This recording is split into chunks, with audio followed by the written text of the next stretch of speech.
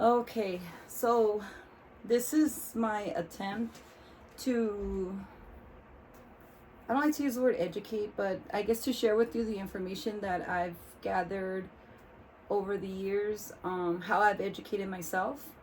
Um, let's see how this goes. I guess I'll do as many takes as possible, but yeah, we'll see. I mainly wanted to talk today about, actually, this is the hard part. I want to talk about a whole lot of things, but I'm everything starts to scramble in my brain, and so I don't really know how to tackle this. But I guess I'll go along as how I thought I was gonna do it, and then just see if I can flow. And if I switch directions, please don't please don't let that please don't let me lose you. I will watch the video, take notes, and then make another one explaining everything I probably meant to say that didn't come out the way it was supposed to. But the reason why I like to just make videos and post them is because it's raw footage. It's none of it is edited, and I feel like if I do things like this, you'll get to know me for me. I'm afraid that if I edit stuff, I'm afraid to look like people like in social media who you don't really know if they're real or not, or what their intentions are behind what they're saying or doing. So I think, if I just put stuff out there like just raw, then we could talk about it. If I say something and you're like, oh man, like, what did she mean by that? Like, did she mean this? Chances are it's never going to be something that I'm going to intentionally want to offend somebody. Sometimes it's things that some people feel and others may not. So to me, it's like if I say it, it's real, it's coming from my heart. But if I offend somebody, of course, those are not my intentions. But maybe I just have to explain still that similar thing in a different way.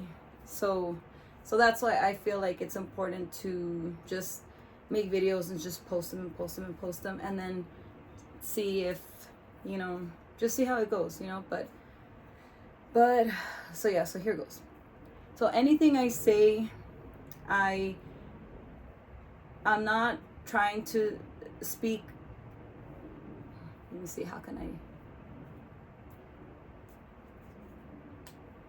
I'm going to try and speak from a lot of different angles, from a professional side, from a parental side, from a human side, any which way that I possibly can.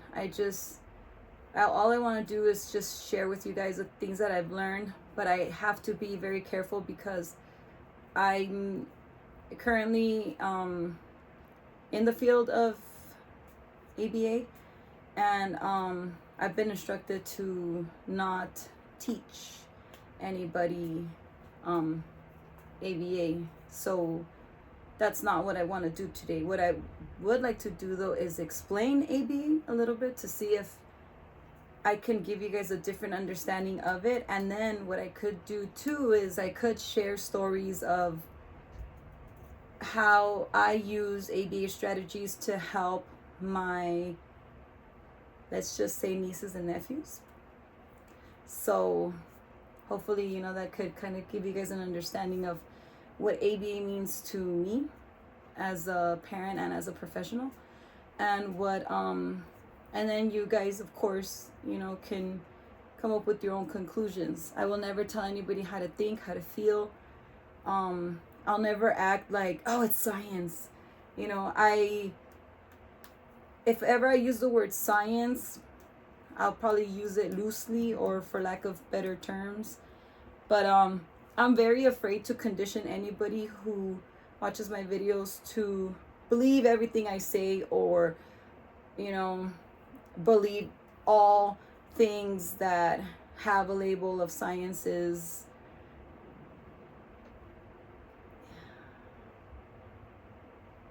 the only accurate way of seeing something.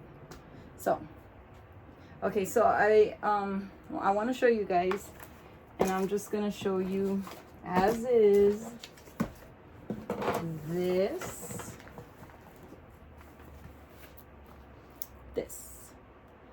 These are the books that I'm currently reading or have read that have kind of helped me get through some understanding of how I can, I guess, how to understand autism, why my son engages in these behaviors, what I think autism is, my own conclusion, my own theories. And I only call them theories because there's one question that I really would like an expert to answer, and I'm gonna try to see if some way, somehow I can get myself mainly to speak to the author of this book, Dr. Nemechek, this guy. So hopefully one day I can speak to him a little bit more about this and see if he can answer me some questions I have about if my theory is if I'm like on track with what I'm trying to say. So let me tell you guys what I'm trying to say. I you know what I should have done? Let me see if I have this folder here. I created a binder for parents. I do have it. Oh, wow. Awesome. All right, this is gonna make things easier. Well, not, I guess, easier. Not easy, but easier. I've been working on this binder for parents. I hope nobody gets offended when I say this. I guess it's like a binder of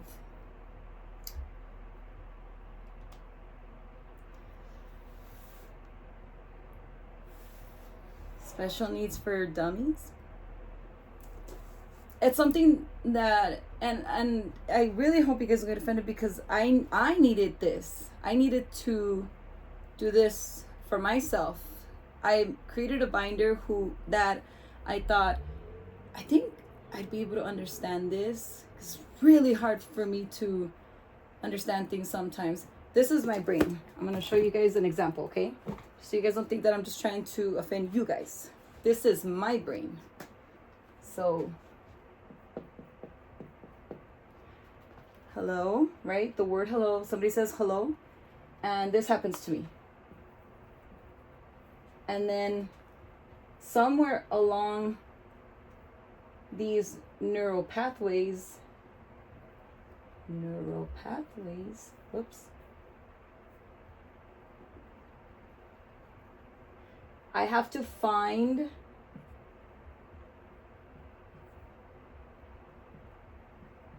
oh, hi. Okay, I know. Trust me, you probably won't believe me, but that's how my brain works. Oh, hi. And then they're like, how are you? Right there. Right there. Here goes my brain again. Fine. How about yourself?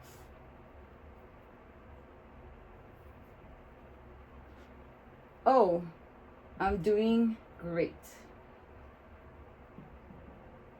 Thank you for asking. And then me? Awesome. I've conditioned myself to be able to have conversations like this, right? This is what I think human beings expect. A nice little back and forth exchange. I had to condition myself to get to. I created my own behavior plan and I conditioned myself to follow this plan until these neural pathways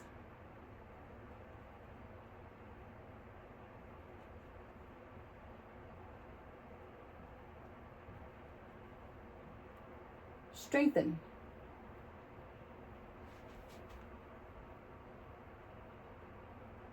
That's supposed to be an arm. Ta-da! Until they strengthen. And then it just kind of became like a conditioning. Hey, how are you? Oh, I'm so good. Thank you so much. How about yourself? I'm lucky if in between some of this, I've strengthened the name of the person. If this person is in my regular life, I'm, of course, able to remember my siblings, my mom, my dad, my cousins.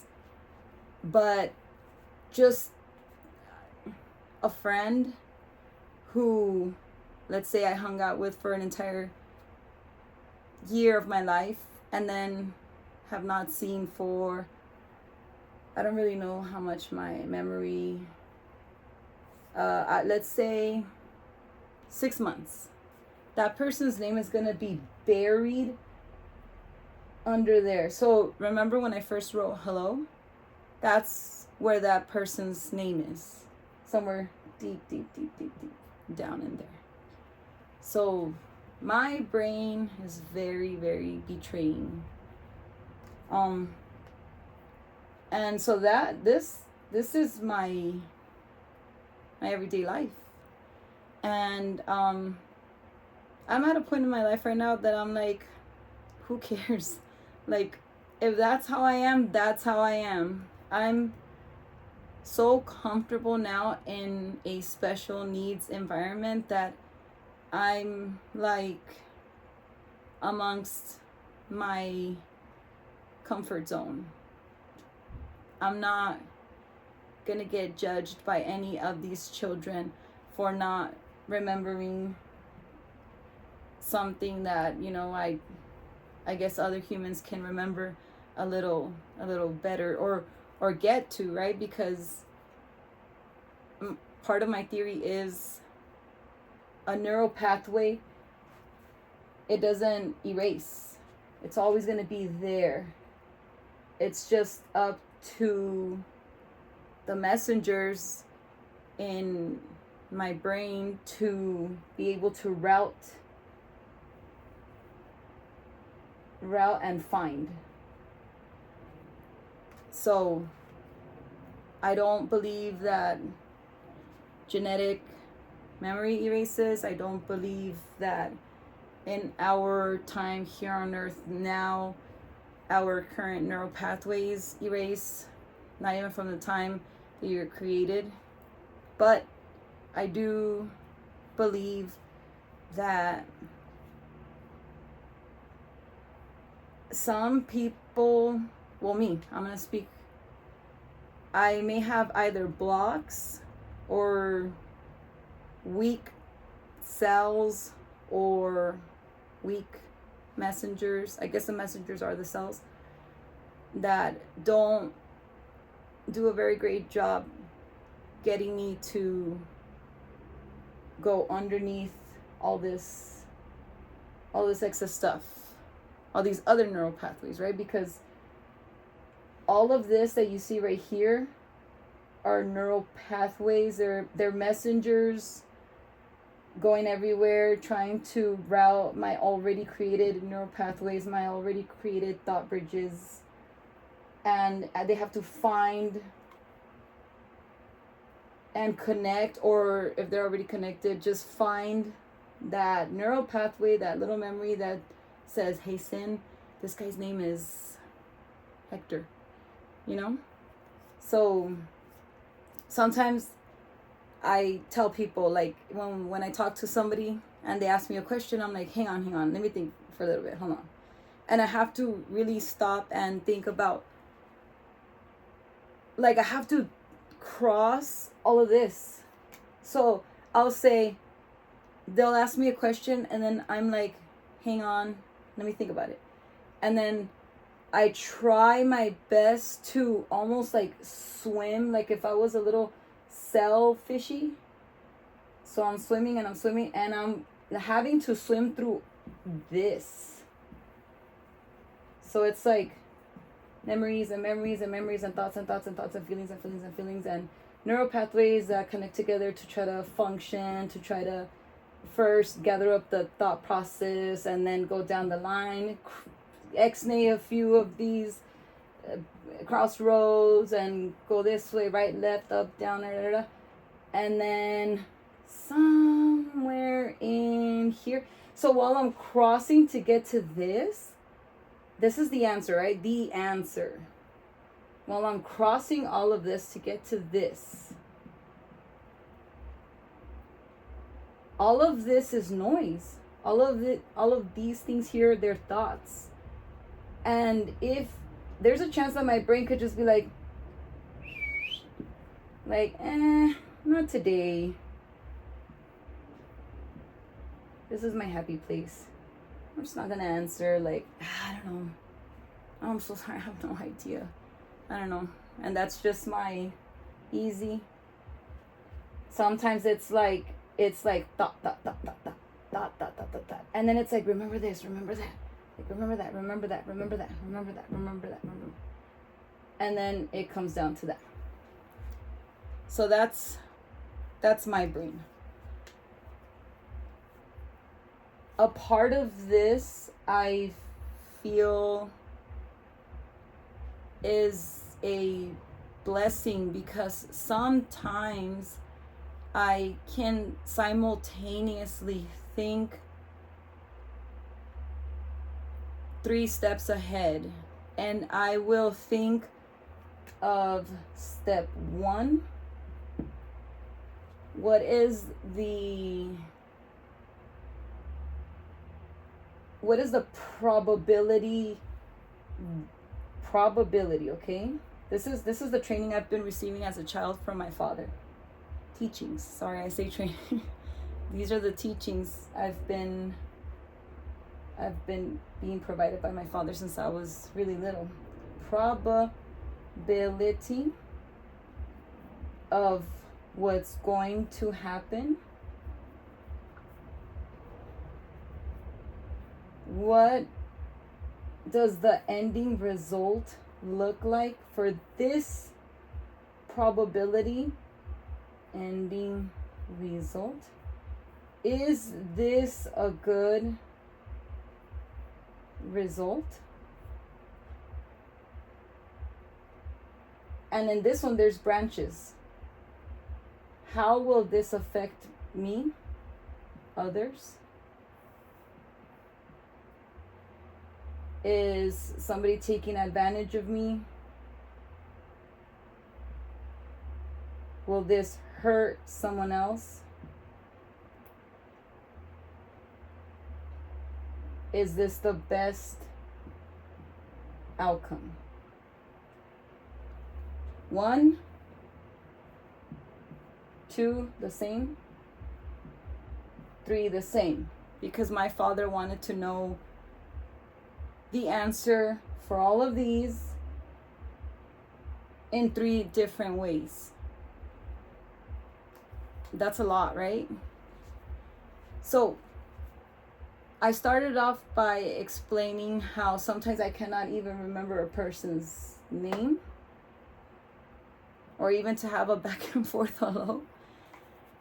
And now I'm stating that I can simultaneously come up with 3 different scenarios with 1, 2, 3, 4, 5, 6, 7, 8. No. 1, 2, 3, 4, 5, 6, 7. 7 different scenarios, right? So simultaneously 21 different scenarios, 3 different ultimate responses. Choose one on the fly. And that probably doesn't make any sense, or you probably think that I'm completely contradicting myself, and I always do tell people, like, I do feel like I contradict myself a lot. I do feel like I'm a bunch of different people at once. I do feel sometimes confused at myself, because my husband finds this very, very interesting. He tells me I cannot do that. And I've been conditioned to do that. My father has always taught me to question absolutely everything, to try to for reals come with the most, I don't like to use the word intelligent, the response that makes the most sense. So when I got into the field of behavior analysis, I feel like these teachings and this training, because he would all the time, like, always be like on training mode, and he would challenge us, and he would question us, and he would,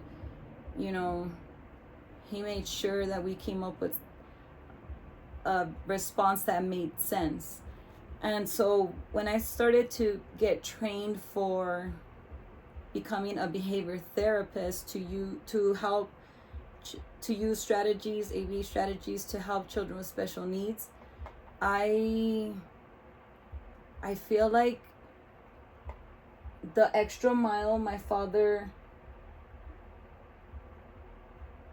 that my father went through to help us helped me a whole lot, because in the field of ABA, let's say I remember as the parent, right? My son had ABA. I remember them saying, this is backed by 60 years of science. And I remember telling them that this is backed by 60 years of science. The end? No, thank you. A lot of people will, oh, science. Oh, okay, great. But some people won't even feel like, oh, great. They just don't know an alternative thought to that. You're just told 60 years of backed science. And to me, it was like, well, who said what? Well, we're abiding by the theory of B.F. Skinner.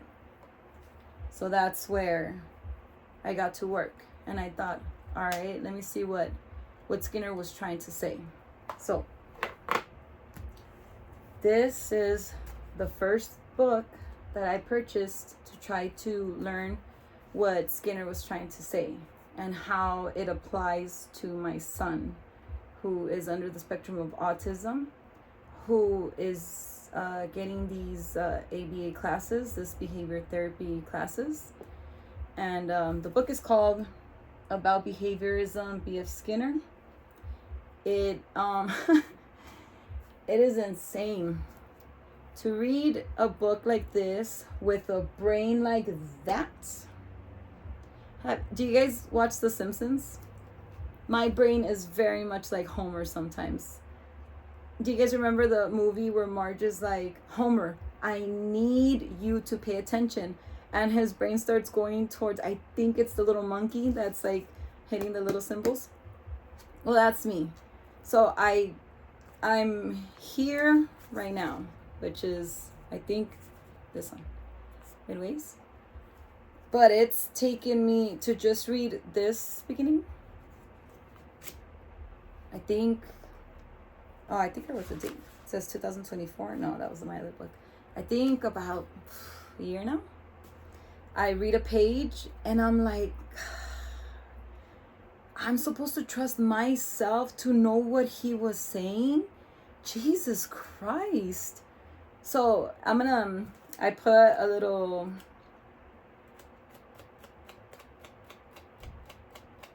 bookmark. See? Bookmark. Bookmark was right there. Right there. That's where bookmark was in my brain.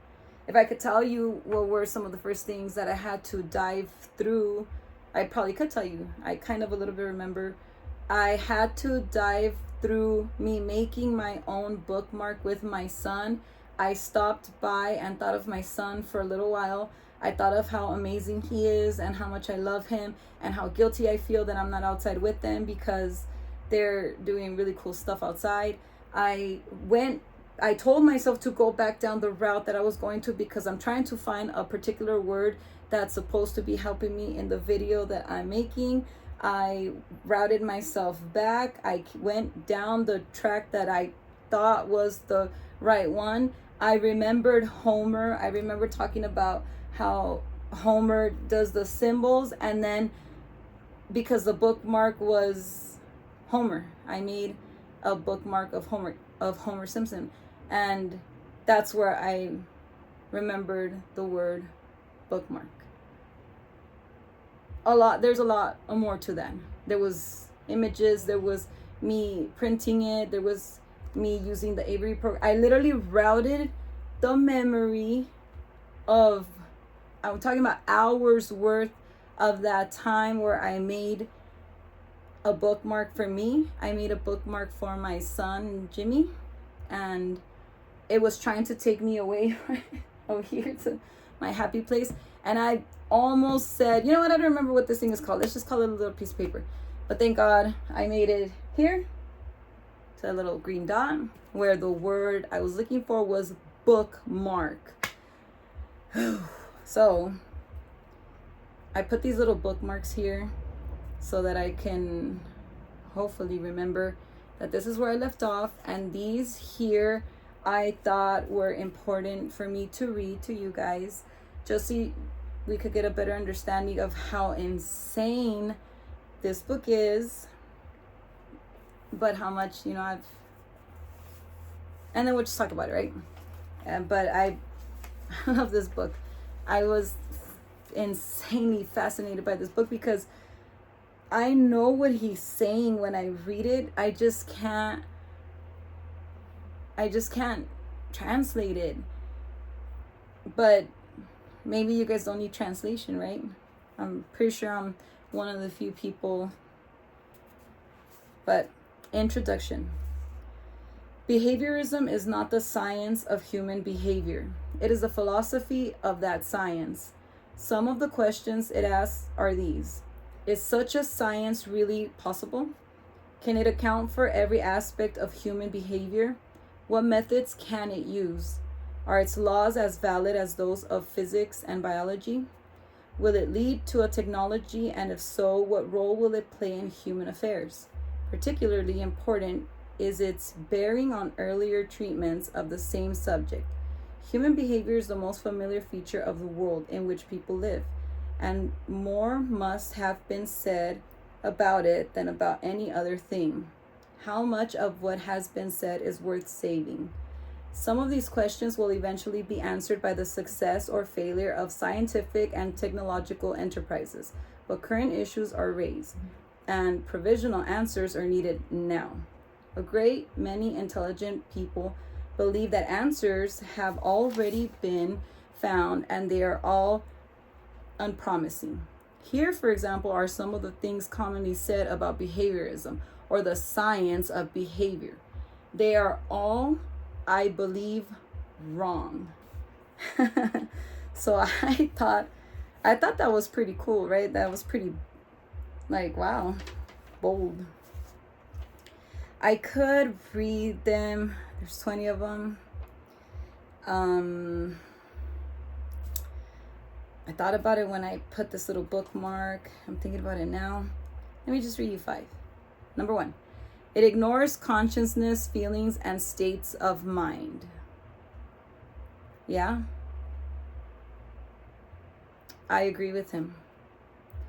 Number 2, it neglects innate endowment and argues that all behavior is acquired during the lifetime of the individual. Yeah. It formulates behavior simply as a set of responses to stimuli, thus representing a person as an automaton, robot, puppet, or machine. I do believe that some people can engage in particular behaviors to obtain stimulation, but yeah, I would not say that we only function purely on obtaining stimulation, and that's the only reason for behaviors. Of course, I would not say that now, especially more because I read the book and I'm educating myself, but prior to this, that's something I already had in my being that my father taught me as a little kid. Number 4, it does not attempt to account for cognitive processes. It does not attempt to account for cognitive processes. Wow, people thought that? Number 5, it has no place for intention or purpose. It has no place for intention or purpose. Man, can you guys believe that? That's crazy, huh? How people once thought like this before B.F. Skinner had them all noted. Number 6. Oh, I said I was just going to read 1 through 5, huh? I cannot explain creative achievements in art. Well, I highly recommend the book. I'm afraid of losing you guys. I don't want to bore anyone. That's my biggest fear. I'll just leave that at that. And I did want to move on to this other little bookmark here.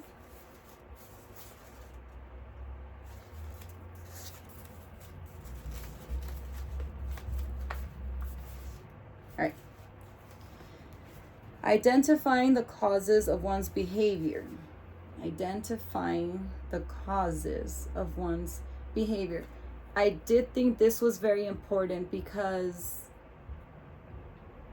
this is B.F. Skinner's theory.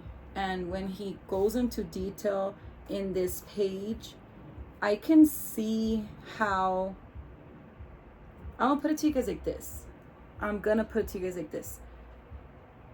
There was a point in my life when when my son did have ABA and they were trying to teach me this in some way, I was not 100% able to understand what they were saying. So it took years for me to kind of sort of figure out that all the conditioning that my father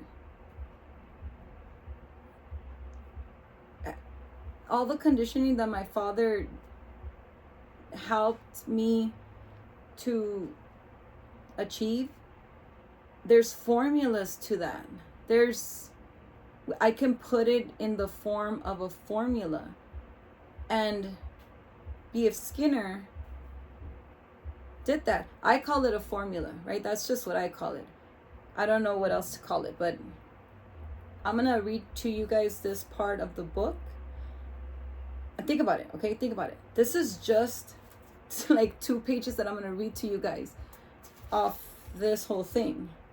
So, off just what the first half that I've read, I thought, man, I'm going to have to go onto the internet and just Google what I can that can sound a little more in layman's terms.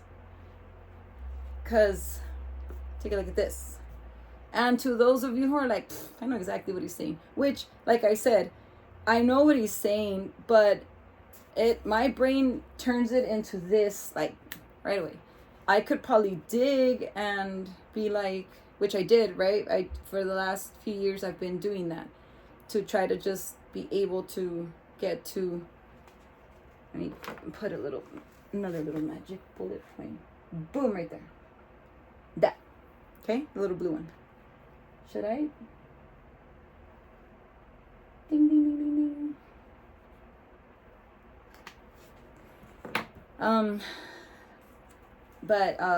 Yeah, sorry. I'm probably losing you guys. It's me, not you guys. Identifying the causes of one's behavior. What are you doing? Is frequently a request for further information.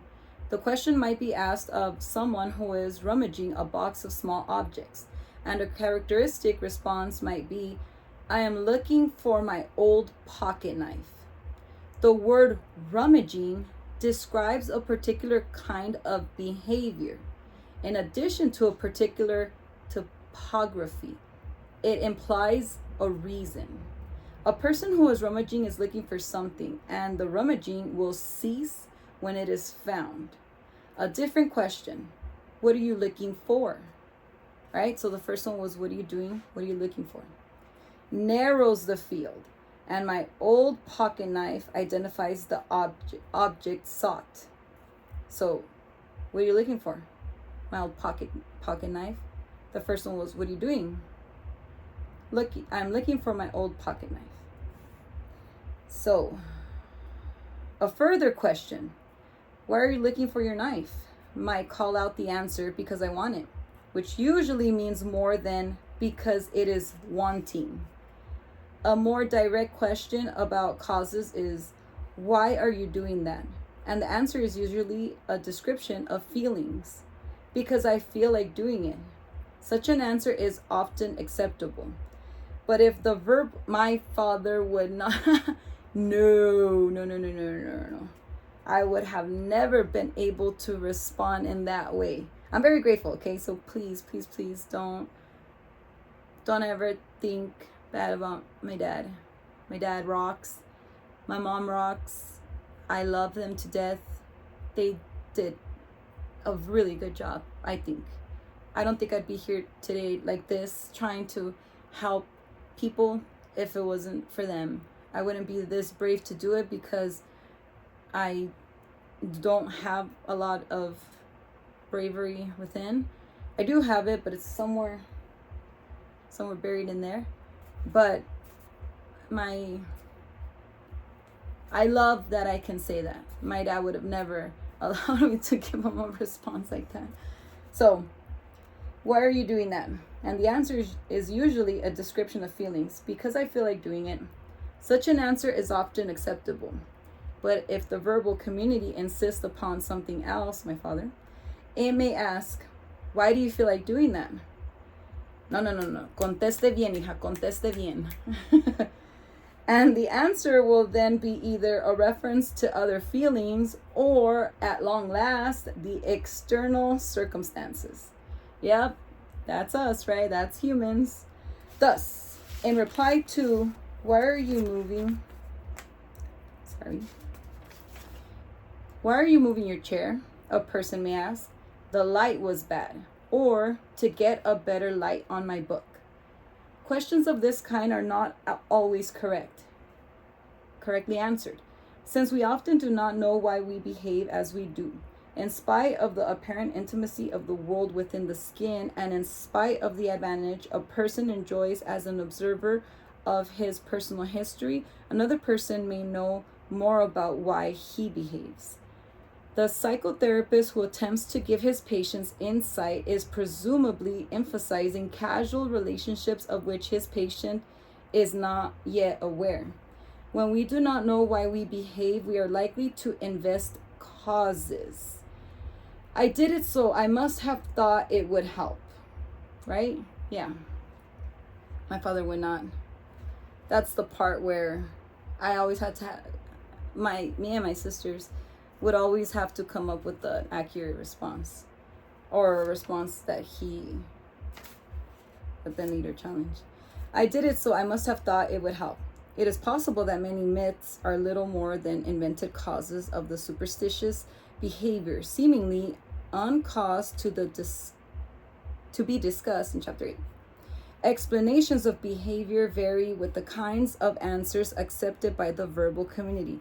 If a simple "I feel like it" suffices, nothing else will appear. Freud was influential in changing the kinds of answers often given to "Why are you doing that?" He emphasized feelings but allowed for references to personal history. The experimental analysis of behavior goes directly to the antecedent causes in the environment.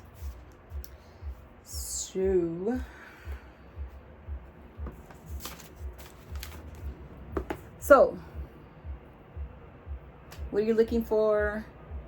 My old pocket knife. Or what are you doing, right? What are you doing?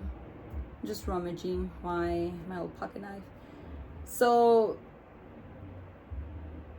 I thought to myself, when I started educating myself on B.F. Skinner, is, oh, B.F. Skinner, well, from what I've read from the first half, right? I've not read the second half, so I probably should have done that before I started doing this video. But I'll get to that. I swear. He wasn't talking about people under the spectrum. He wasn't talking about special needs. He's speaking on behalf of any living organism. Any living organism. And we're talking even animals, because then he talks about animals. So when I went back to how they use it in ABA, this is what I discovered. So this is the binder that I'm creating for families. It starts off with some little token board, and I'll talk about the token boards either in this video or maybe the next one, because we're already at 42 minutes and I cannot believe I feel like I've not said anything. Regional center application, and then B.F. Skinner's theory. So this is B.F. Skinner's theory right here. Operant conditioning or instrumental conditioning is a theory of learning where behavior is influenced by its consequences. Behavior that is reinforced, rewarded, will likely be repeated, and behavior that is punished will occur less frequently. So that is the formula. So it talks about J.B. Watson.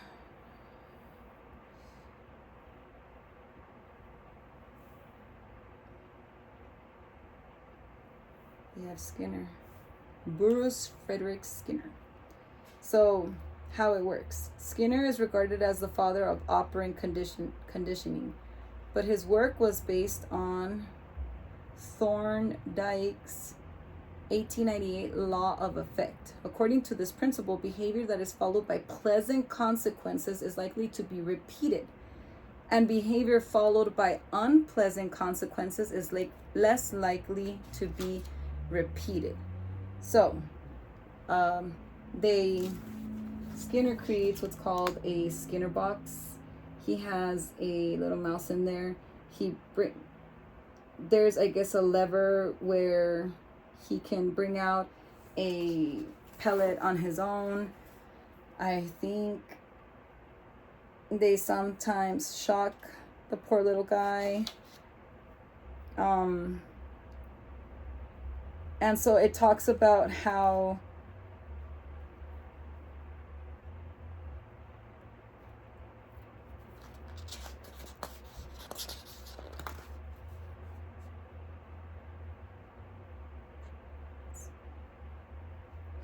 let me just read it. Skinner identified 3 types of responses or operant that can follow behavior. Neutral operants, responses from the environment that neither increase nor decrease the probability of a behavior being repeated. Reinforcers, responses from the environment that increase the probability of a behavior being repeated. Reinforcers can be either positive or negative. And negative it doesn't mean bad when we talk about reinforcers. It can be like child is jumping on the bed. There's a fan in the ceiling, or let's not say fan. Sure, let's say fan. The child jumps so high that the child hits himself in the head. We remove the object. So the child, now the consequence to the behavior of the child jumping on the bed and then getting hit on the head, if there's no consequence, no negative consequence, the child will less likely engage in jumping on the bed to not get hit. But if we present a negative consequence, negative just meaning we remove the object, and now the child no longer hits himself on the head and the behaviors will increase. So consequences are positive consequences, negative consequences, and then punishing consequences. And that's the one where, if in this case this little mouse gets punished by getting shocked, the behavior is likely to decrease.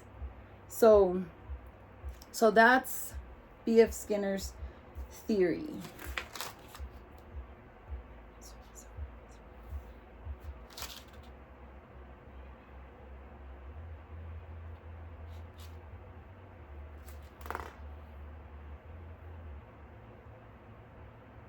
Yeah, negative reinforcement is a termination of an unpleasant state following a response. Punishment is the opposite of reinforcement, since it is designed to weaken or eliminate a response rather than increase it. Yep, and then positive reinforcement is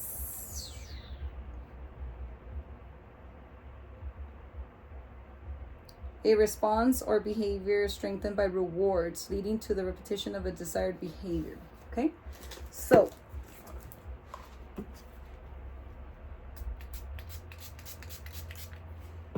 this is also my brain. Just so you guys know, this is also my brain. Sometimes it does this.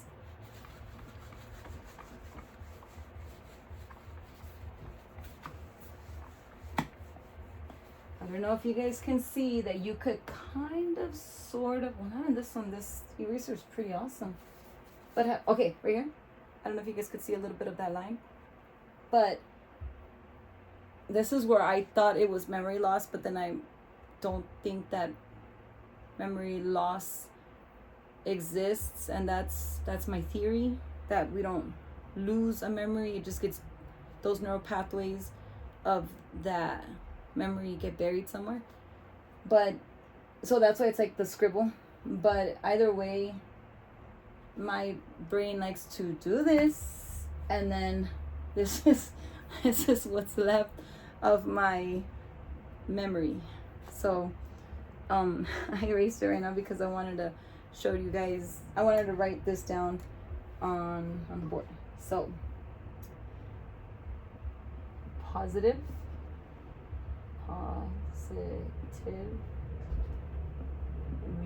reinforcement, negative reinforcement, punishing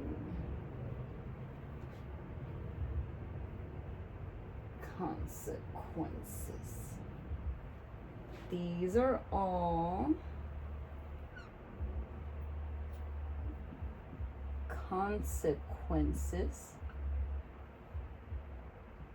to a behavior. These are all consequences to a behavior. That's the formula. That's the main formula, right? So that's the main formula. Of course, as you will read along, there are different things that can change a person's behavior.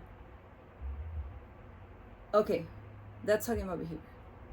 Let me not get mixed up. This is the consequences to behavior, okay? Consequences. A behavior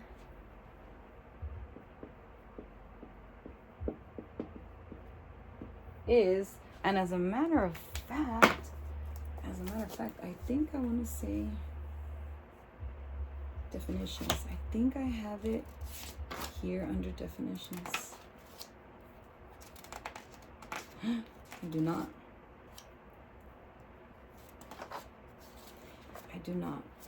But I need to,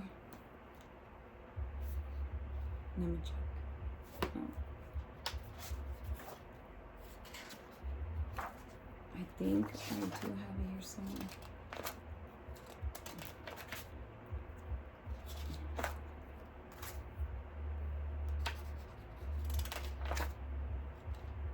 No. But, and I'm using my phone to record. But behavior is something you can measure. So they tell us the rule of the dead guy. If the dead guy does it and you can measure it, that's the behavior. So they say dead guy because I think they're trying to say like dead and it's dead, like no cognitive ability. No, that's not right. Yeah, I think. All right, dead because let's say dead people don't feel, but let's say somehow he's able to move. So behavior is anything that you see that can be measured. So for example, the correct things to measure would be hitting, kicking. I could see this happening, screaming.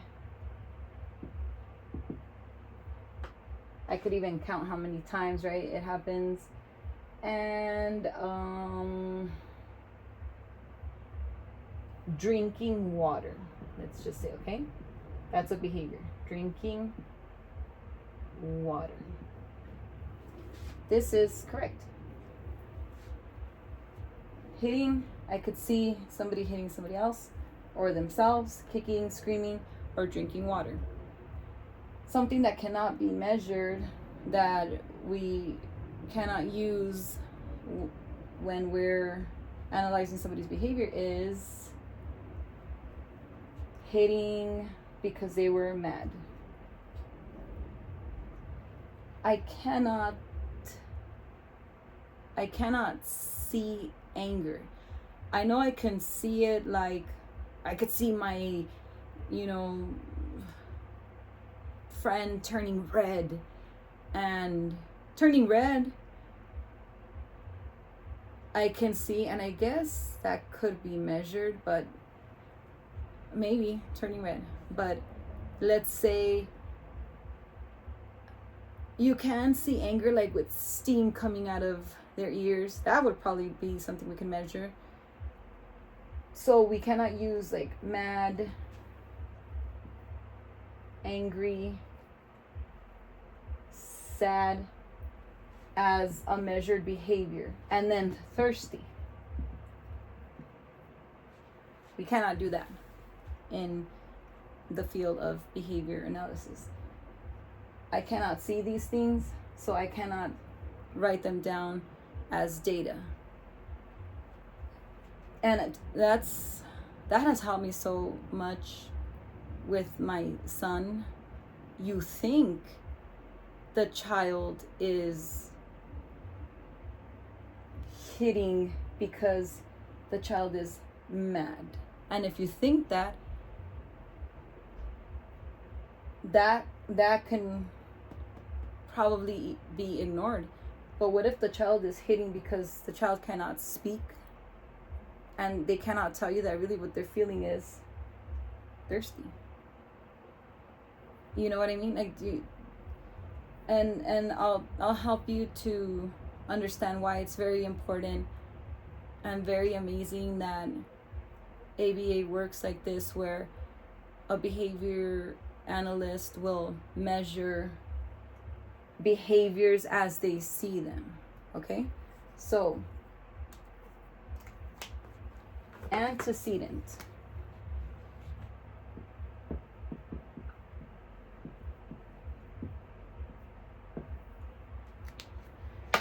I think in this, the experimental analysis of behavior goes directly to the antecedent causes in the environment. Yes, sir, you are very right, Mr. B.F. Skinner.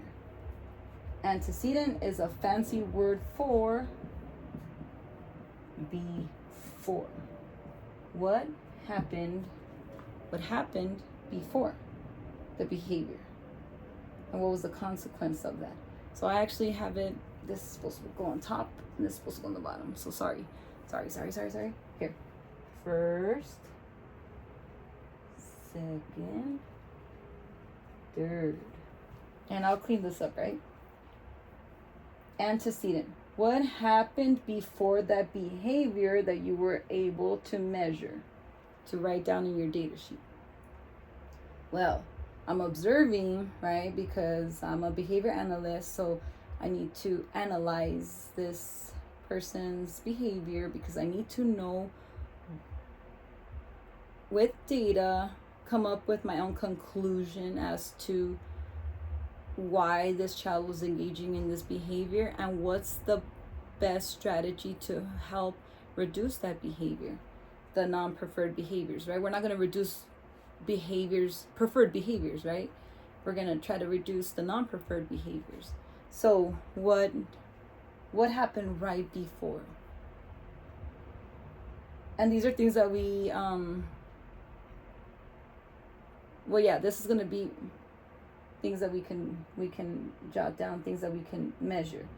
So we cannot say, remember, we cannot use this. We cannot say sibling got the child mad, angry, or sad. We cannot say that. How do you know, right? That's what my father would tell me. How do you know? That's what B.F. Skinner would ask you too. How do you know that the child got this child upset? What we could say though is the child had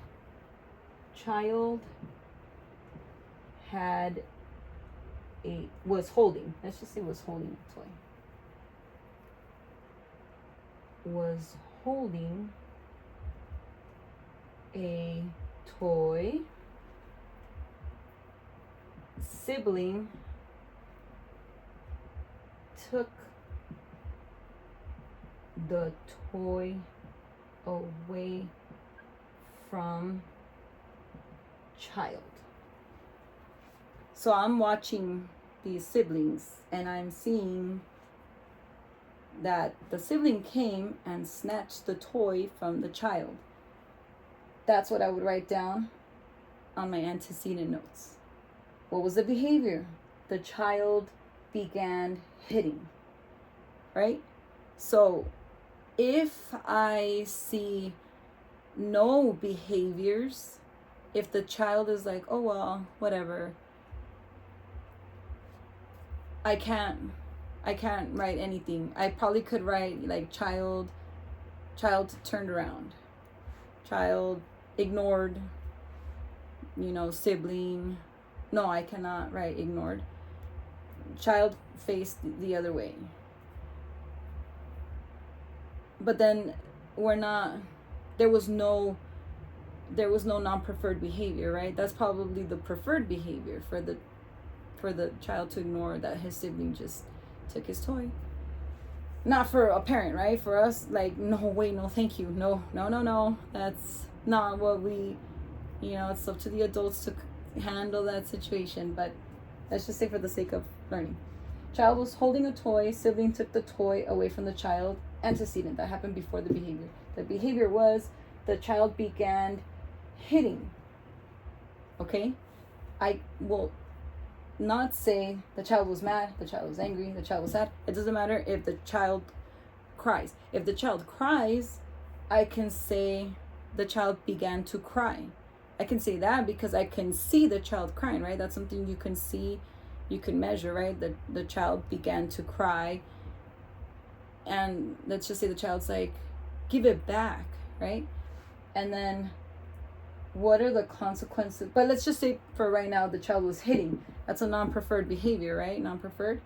You don't want the child to hit. Some parents probably do. Get him, right? Go kick his butt. But let's just say you don't, right? They're both your kids.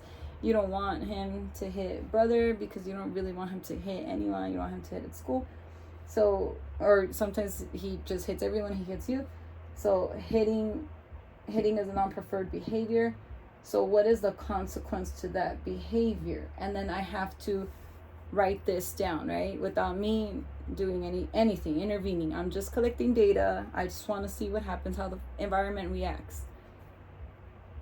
Is there going to be a positive reinforcement, a negative reinforcement, or a punishing consequence? I hope it's not a punishing consequence. I hope I don't ever see a child being punished for reacting to the sibling doing this. But without labeling what it was, the consequence would be something to write down like this. Mom took the toy back and gave it to, let's just use a code name. Let's just say Chad. I cannot possibly dig right now. Mom took the toy back and gave it to child. Back to the child. So we're documenting all this, and the reason for that is because with enough of this sort of documentation, with different scenarios in different environments, let's say I want to observe this child at a park. Let's say I want to observe this child in Tia's house and, grandma's house. There's going to be different outcomes because of the environment. And so data is very important. Anything that I can present to a parent where I'm like, hey, you thought that, it was this, and I know, like, or okay, let's talk about me. Hey, Mom, you think he's sad right now that he's clawing at you for you to hug him? He's actually not. All he really wants is your attention, but he has learned to cry almost in a form of feeling really sad, but every time he cries, you pick him up. And so that the antecedent is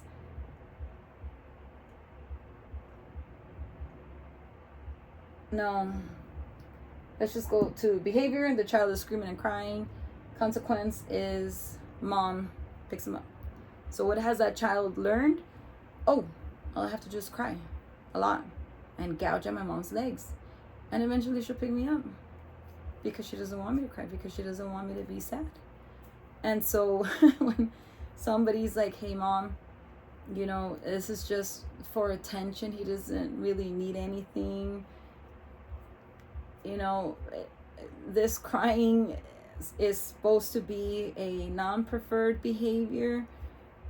We need to get him to stop doing that and to ask for your attention properly. That's what ABA is. So through strategies, we have to get him to ask for your attention properly. So to me as a mom in that time, I was like, oh my God, this is gonna be the worst. My son is under the spectrum, like majorly. How are you gonna get him to do that? Like, and then I thought, like, God, what if who is this B.F. Skinner? Like, is this even right? Like, that sounds horrible. Like, don't you guys want me to give my son attention? Like, don't you guys see that I'm a caring parent? Yeah, we see that, Mom, but you're actually enabling non-preferred behaviors. Like, well, non-preferred for who? And then that's where things get a bit tricky. A lot of people are going to have their own response. Well, society, I've heard. Not by my team, the team that ABA'd my son. That team rocked. Like, shout out to those people. I love you guys with all of my heart. I'm here also because of you guys. And I can't thank you guys enough. And I miss you guys so much. I hope wherever you guys are, you guys are having a really good life, because what you did for my son, it was magical. It was so magical. So I hope I'm making you guys proud with this video. And I hope one day we meet again. So if ever I say anything that sounds like I'm speaking ill about ABA, please don't think it's you guys. Or if ever I say something like, some people, I swear, I'm not talking about you guys, I swear, I'm just saying, like, I've heard stories, right? Parents, sometimes they open up and they tell me, this person said this, and I'm like, what? Like, didn't we go through the same training? How could that person have said that? Like, that's, wow. And so I understand why people sometimes are, like, very against ABA. But to me, what my ABA team did for my son, I'll forever be grateful to you guys. So yeah. So they're like, okay, we need to teach your son how to properly ask for your attention, because nothing really happened to him before he came crying to you. Like, we've been observing him literally right there with clipboards, and we know what we're supposed to be measuring, friend, and we've measured nothing. Like, this guy just comes to you and claws at you, and there's only 4 main reasons why he does that, and I'll go into those 4. They're called functions of behavior. I'll go into those 4 reasons, and it's very important to know that, because then you can engage in one of these guys right here, one of these consequences, according to the function, right? According to the function of the behavior. So in this case, there was the function of the behavior was attention. That's one of the functions. Attention. He just wants your attention, which is okay, Mom. Of course he wants your attention. You're his mama. But right now you're washing dishes, and he doesn't really need anything. It's if he needed food, right? Like, then yeah, but like, he just ate.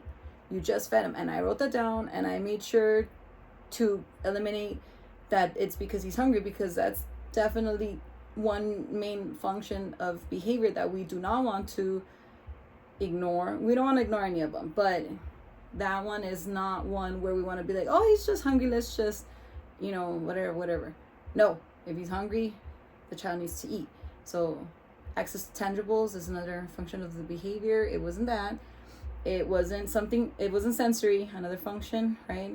So I just mentioned attention, access to tangibles, sensory, like if he's sensory overloaded. If we were at a store and he covered his ears and he was clawing at me, and then the antecedent was we walked into the noisy store. We cannot measure noisy, or well, actually we could measure noisy, I think.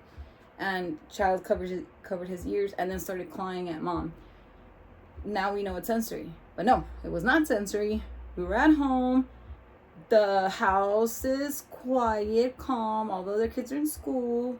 He literally just walked up to you and gouged your legs, and you picked him up. He gouged your legs. He was screaming and crying, and you picked him up. And do you want him to engage in that behavior? I mean, a lot of us moms let that happen. Fine, I won't speak for a lot of us moms, I did used to let that happen. I thought, well, yeah, he wants my attention, let me pick him up. But he could be hours with me carrying him, and I was not able to function whatsoever. And so I obviously asked for ABA for a reason. I didn't know it was that, but I got it. And so now it's like the function of behavior is attention. So this is what we want you to do. We want you to not give him that attention. We are going to take away that attention. And he's going to have to learn that he cannot claw at you whenever he wants your attention. And we're going to have to replace that behavior with the preferred behavior. So no more clawing, okay, little one? From now on, if you want mama, let's teach you how to ask for mama properly. But first, mom, you gotta show him that he cannot get your attention like that. So you have to ignore that behavior, okay? Oh, I have to ignore my son, my little son that's crying, that has autism, that I've been literally like dying every single day because of this, and I have no idea what's going on, and I literally want to die because of the sadness, because I don't know what autism even is, and nobody's really explaining it to me. And where are all of the neurologists, or where's the neuroscience behind this? Like, yeah, that's what you want me to do? Like, that's what's supposed to be done? I'm supposed to ignore my son, let him cry? Yes. Okay, fine, I'll try it. And I did, and he cried for the remaining of our session. I think that was in the very, very beginning. He cried for like, what was it, 3 hours? And I was crying washing dishes, but I was like, well, let me try it. So I wanted to tell you something. Okay, let me just finish this first. In 2 sessions, that stopped. It stopped. I'm telling you the honest to God truth.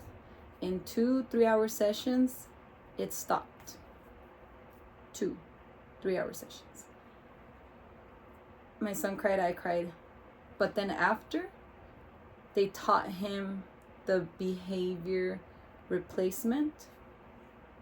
They were already prepared for when they would see him approach me, and they had to think a few steps ahead based off our like psychoanalysis and the data.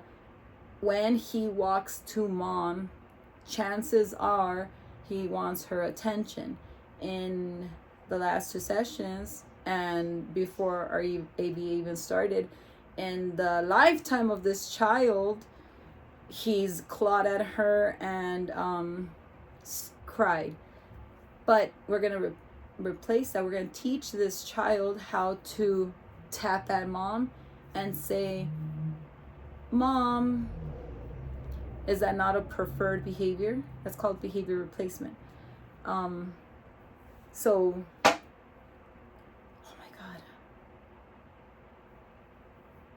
I know you guys are messing with me.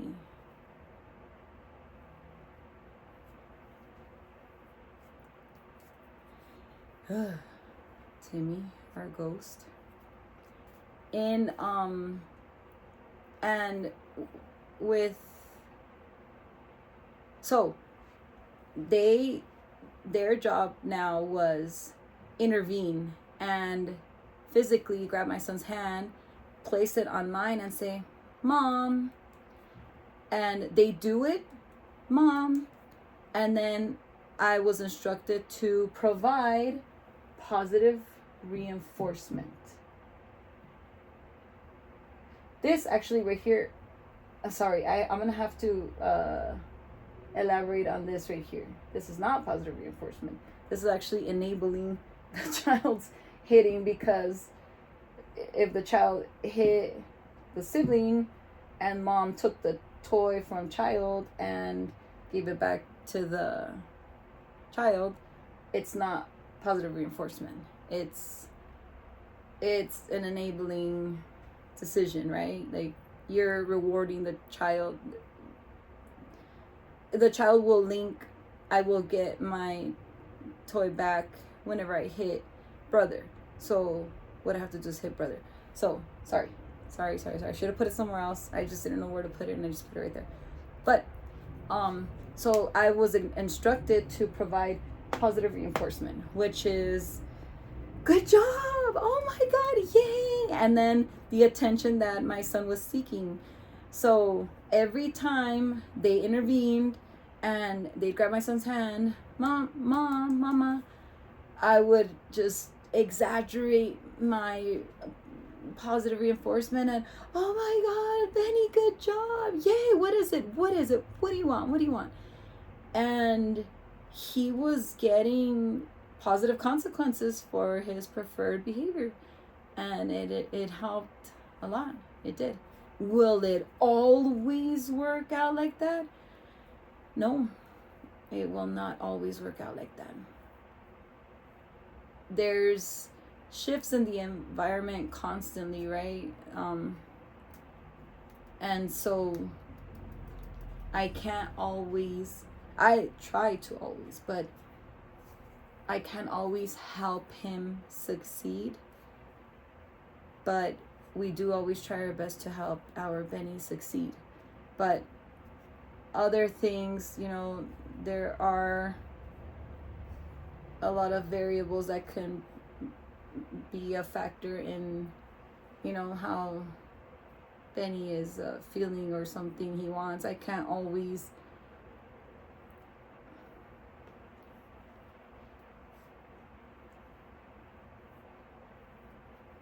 I would have to just make the world Benny's world in order to fully help him succeed.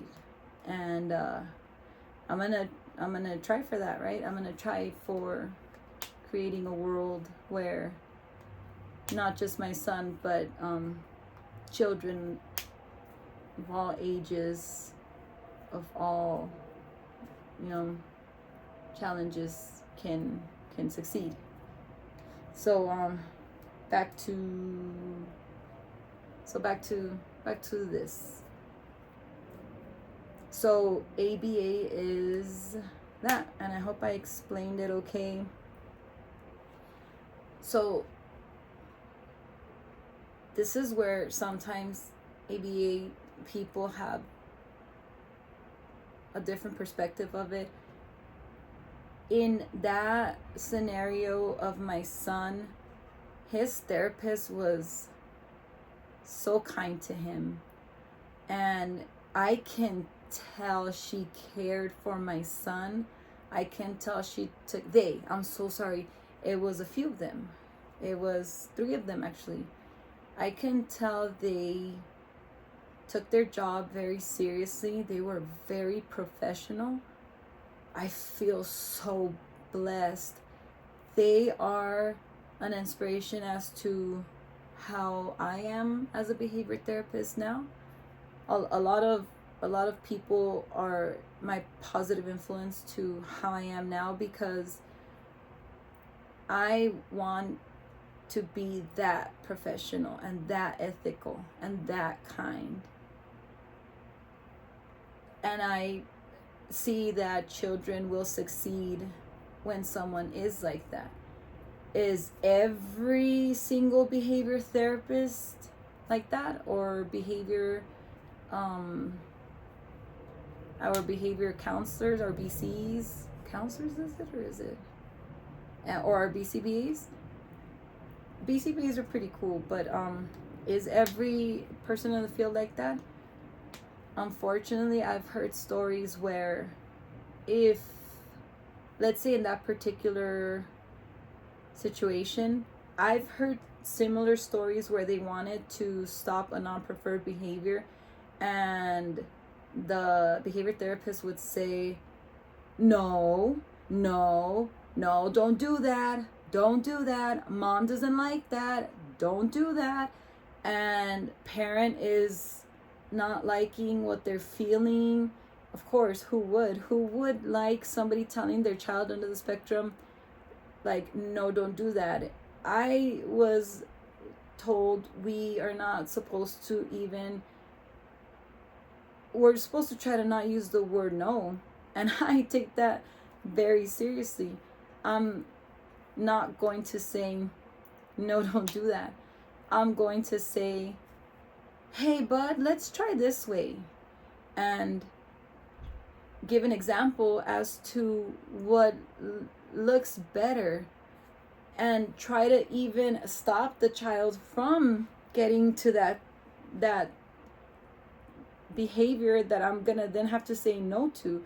You know, I've heard horror stories of how some people sit around and the parents like, well, what are you really doing? And then the child does something and no, we don't do that. And it's like, well, you could have stopped the child from doing that. I'm sure based off your data, you know that the child likes to climb that particular shelf. If you're in the presence of the child, how about conditioning the child that, hey, when I'm here, I'm gonna run and block access to that shelf. So when you take one step here, I'm already gonna be running and you're gonna see me and we're gonna make eye contact and we're gonna kind of crack up because we know that you're not getting access to that shelf, and it's gonna be funny and cute, but I'm supposed to not laugh because I'm told not to laugh, because then the child thinks it's a game and then wants to play that game further and further. But I think kids are so cute. Like, to me, it's like they're so cute, and I know it's kind of like a showdown, but and so it's me breaking the rules sometimes, and I'm supposed to be serious, but we both know like what's going on there, and I just I find it very cute the way the children like to mess with me, but some BTs I hear don't. One of the things that my father taught me was, do not exaggerate. Like, exaggeration is not healthy. There should be a healthy balance to everything. If my father would have been there when I was ignoring my son, and I was ignoring my son because I was instructed to, because of professionals, it would have not gone good at all. As a matter of fact, I was just reminding my husband that my father once kicked out the ABA team from his house because they were having session there. I don't know what I was doing. I was probably working, but they were having session there, and he was like, he could not take it, and he was like, I am so sorry. Continue this when my daughter comes. I cannot take this anymore. And I love that my dad's like that, because he made sure for us to be like that with our children, to not exaggerate. So I sometimes, my follow through game is not as strong as possibly others in the field, and that's because I'm also a mother. So I see these kids and I think to myself, no, I can't. It's okay, buddy. Don't worry. Like, I'm not gonna super mega follow through. Of course, you can break the rules a little bit. It's very okay. What you're doing is not, it's not wrong. Why? Because society said, Like, sometimes I have those moments, and the children, like, we become buddies, and if I want to teach the child a preferred behavior, like how to communicate, and the child is having a little bit of a hard time, I will not corner that child and force that preferred behavior out of that child. If I see that that child can't take session anymore, if the child cannot, it's like, there, that's it, I can't do this anymore, I'm tired. I know I'm not supposed to measure that the child is tired unless I see him falling asleep on a couch, but I know my babies, I know these little dudes. I know when my little dudes are tired. I know, because I'm a mom, I have 4 children of my own. I know when my children are tired. I know when they're crabby because they're tired. I know. So if sometimes I see my little dudes tired, I'm like, don't even worry. You guys want to watch TV? Let's just watch TV, your favorite thing. Yay! And then it's like, yeah, man, like, it's one day, you know, this child works really hard. Like, I'm proud of the progress we've made. Like, no, it's all good. And then for those that cannot vocalize how they feel, yeah, we'll just, you know, one little step at a time. But I can see how some people in the field, they, you know, don't think that way. We have to present to our team our findings, and so if there's a program that we're working on and we don't do any progress, I've never seen any kind of retaliation against that. So I don't know if it's just like a pride thing, but personally, I cannot understand someone who would make a child feel uncomfortable just to produce data that can make them look good. Or sometimes it's even a personal thing, like if somebody gets hit, or if the child tells them something that they don't like get away, I hate you, you know, whatever. It could be that too. Maybe they're reacting.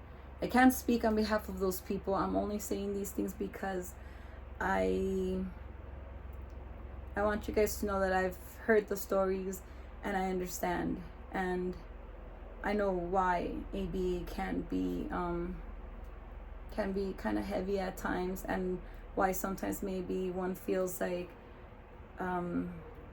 maybe like, what's the point? I've heard people ask me like, what's the point? Because sometimes children regress, or because sometimes this is not being conducted all across the board. Like, this is not, we don't have the same goals for the child, like their school setting goals, their home goals, you know, like everyone has to be on the same page. As a matter of fact, I didn't even get to, sorry, we're already at 1 hour and 27 minutes, but I wanted to tackle this next. I think I'll just do that in the next video. It said something really important that I believe is very true, that we should all be on the same page. I have been advocating a lot to try to get myself into my clients' schools so that I could speak directly to the teachers, the teacher aides. But the Los Angeles Unified School District has closed those doors. So I've been told, or I'm being fed that information, and it might not be true. But I keep bothering. So I would love to go to my client's class and see how they are managing my clients' non-preferred behaviors. Some of these teachers don't have a special education training, and some of our children, some of our clients could be in Gen Ed, right? In Gen Ed, because they're high-functioning children. So what are you doing when my little dude is engaging in a non-preferred behavior? Are you punishing him? You know what I mean? Like, just let me find out that you're punishing him, you know?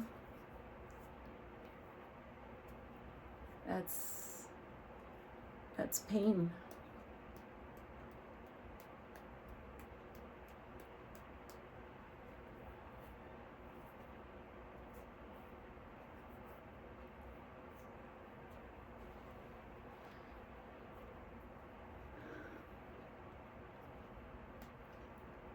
So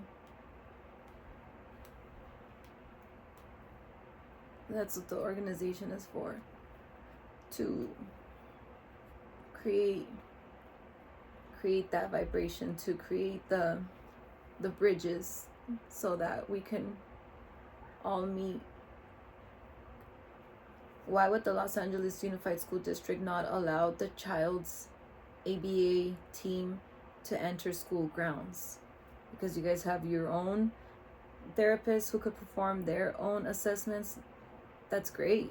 Let's all read each other's assessments. Let's all come to a healthy conclusion. Let's all create the same exact behavior plan and pass it along. Why not? Because of everybody's egos? Because you think your assessment is better than mine? Because you think that your behavior goal is better than mine? How's that going to help the child? How's that supposed to help the child? Make it make sense. I got that from Andy Signor. Make it make sense. It doesn't make any sense to me. I'll learn from anyone at any given moment. I never think I know everything. Those books, it's because I'm constantly trying to learn. I didn't invent ABA. I'm not going to act like I'm not going to act like I'm B.F. Skinner. You know what I mean? That's why, I recommend the books. Read them and come up with your own version. It's okay. As long as it's a healthy one, it's okay. Maybe I'm saying it different. This is what's in my being, and I try to make it work as best as I can. And if there's something wrong, I challenge it, like how my dad taught me. I try to challenge it, and then I go somewhere else. This one,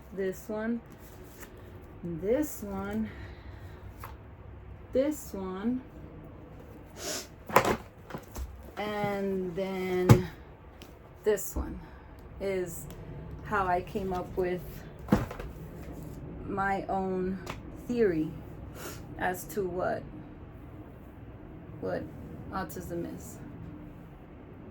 So I'm not trying to change anybody's mind on anything or just create an idea for profit. That's one of the things that my father told me, to be aware of anything I read. Not just because they're an author doesn't mean that it's something that is that's the truth. It could be that, hey, I'm selling you an idea for profit, right? So when I read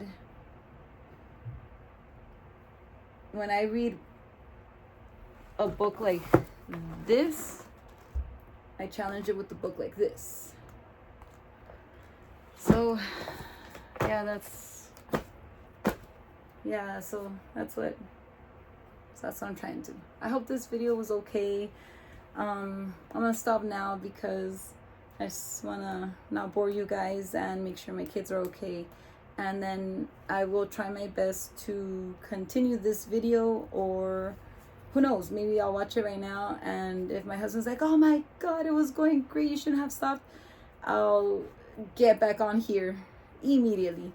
But if not, if he's like, oh, you should probably let the people rest, you said a lot of stuff, and I'll give myself also a mental break, because I get very nervous with this kind of stuff, and I don't want to lead anybody the wrong way.